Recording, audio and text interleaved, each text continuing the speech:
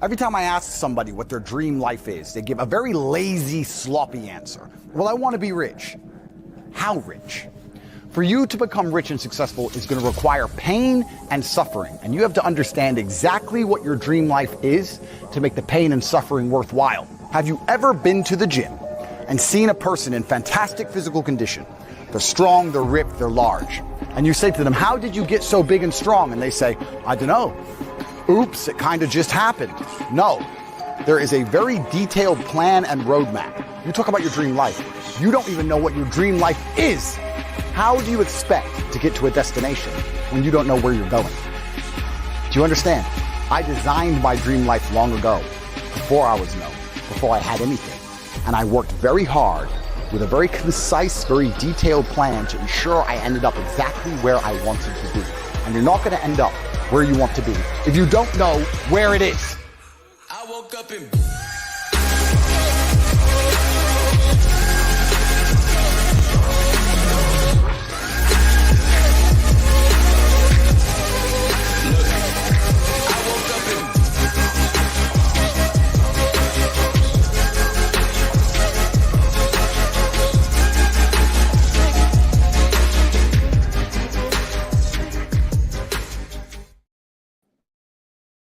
Man, I'm telling you what, you don't get no motivation quite as much as you do whenever you watch a tape video.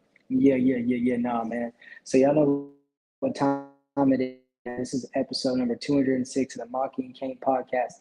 And today we're going to be talking about, well, the plan. You better plan to fail in order. Guess what? You better plan to fail, otherwise you're never going to win. So with that being said, I'm going to pass the mic to Kane, let him say what he got to say, and then we're going to get to this game. You already know what time it is, man. We're back here to start some more game on the ground for 10 more rounds. It is a cut of the pound and are ready for the next rounds. With that being said, make sure y'all grab your snacks, y'all drink, y'all weed, whatever the fuck the case may be. We finna jump into this bitch. You just sounded like fucking Boomhauer, bro. Don't ever speak that incohesive again. Goodness gracious. All I heard is, if you don't shut your Boomhauer looking ass up. Anyways, first and foremost, then I fuck up my words. First and foremost, I want to say, fuck everybody who called Josh Giddey guilty until he was proven guilty. Because guess what? He won't even face criminal charges. You stupid, dumb fucks are quick to put jackets on people without not the court of public opinion, the court of law determining the jurisdiction. So with that being said, I just want to say shout out to Josh Giddey, man. And I hope he has a breakout fucking season that makes all you accusers and abusers falsely call this man something he's not. I mean, people don't understand, bro. Unless you're a man of status, if you're just a little Weasley old friend zone, picking in his nose, blue-haired bitch, you wouldn't understand. But if you're a man of status, you're a man of physique, and you attract a lot of ladies, people will fucking lie on you just out of spite. And just someone saying you did it, they don't even look for proof. It could be people that are already envy and jealous of you and have a dislike for you or disdain, and immediately grasp onto whatever straw they see is going to lead to being put inside of your cup full of whatever beverage they think you are. So with that being said, man, sometimes when y'all think you're going to drink water, it might be Sprite, dumbass. So quit making pre-assumptions. So with that being said, Ken, what you got to say about the Giddey situation? That's 100% facts, bro. Shout out to your boy Josh Giddey for getting the W on that and beating that bullshit-ass case. You know, it's crazy how many people lie just because they're at the board. They hate you. They want what you have, or they don't want you to have it because they don't have it. You're going to run into a lot of that in life everywhere you go. You're going to run into people who want what you have, but they get mad because you have it and they don't. With their mind, they're thinking, oh, well, if I can't have it, then he's not going to have it either. So they just start lying on you, bro, and it's crazy. You have to excuse my allergies acting up, but yeah, man, it's a W for your boy. I'm happy that he got off. Everybody who's saying that he was guilty without being proven guilty, I hope you're mad. I'm laughing at your dumbass. And yeah, man, it's just how it is. You know, especially as a man. Like you said, when you got status, people are after you for that shit because they want it too, or they don't want you to have it because they don't have it. Facts, bro. And it's like, I wouldn't even wish that on my worst. I don't have any enemies.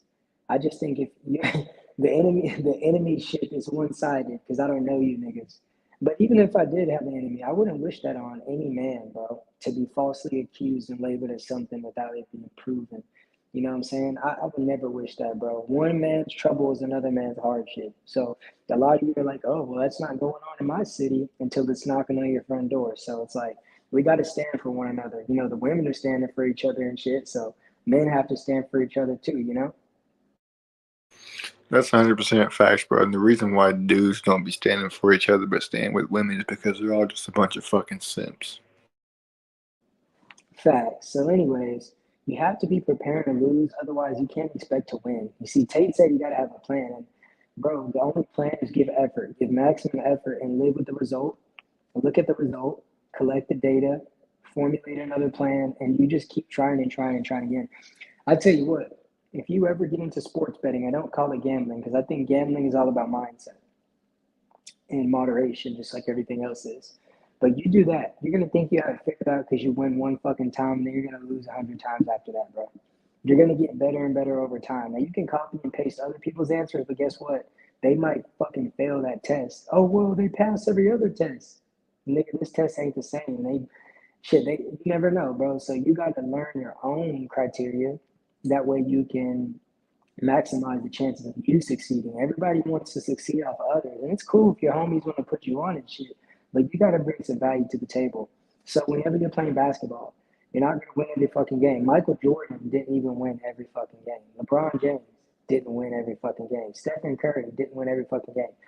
The point is, Mike Tyson didn't win every fight. Floyd Mayweather did win every fight, but everybody's not Floyd Mayweather.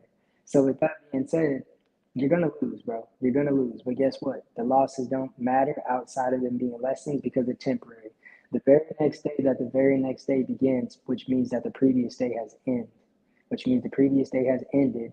So you don't need to be crying and sighing and creaming and foaming and groaning and moaning and bitching and complaining about a day that you can't go back to. You know what I'm saying? You have your beginning date and you have your expiration date. The line in the middle defines who you are as a person, what your legacy will be as, and what you will be remembered for. So you need to prepare to understand that you're going to lose.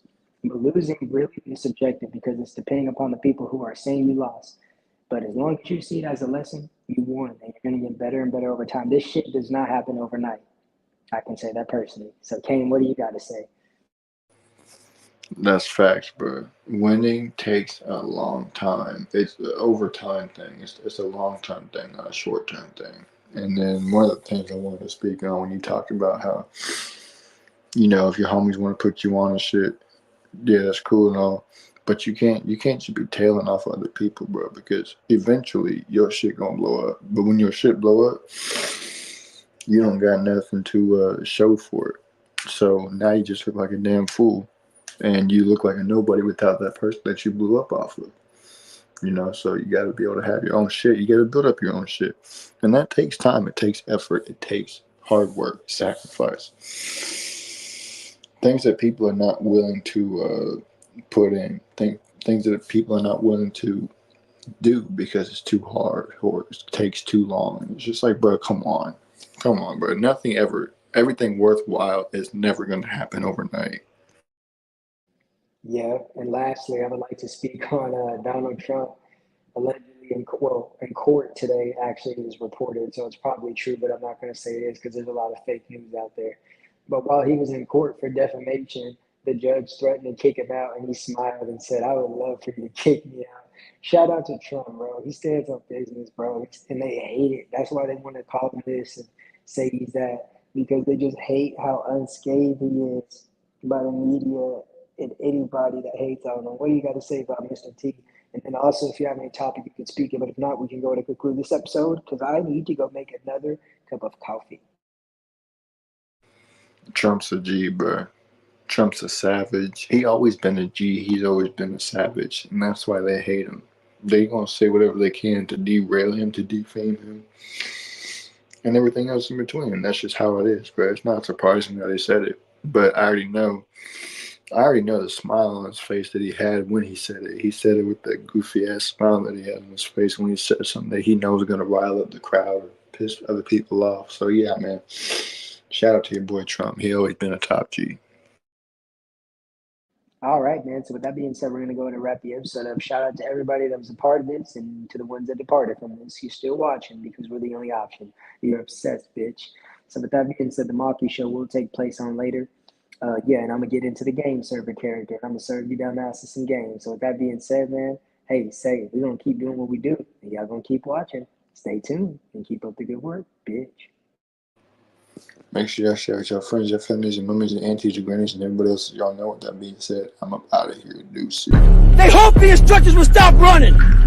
They hope the water was never cold. They hope the weather was fucking good. I don't live off that hope shit. I wish the water was cold. I wish them motherfucking instructors keep on fucking running. I wish the fucking rain. When the ending is unknown and the distance is unknown, that's when you know who the fuck you are. Your family's looking for that one guy right now. They're looking for that one guy who's strong, who's that pillar for the family in hard times. Make sure they look around. They look around and find you. These are the times right now for you to step up. Be that guy that can take anything. Stay hard.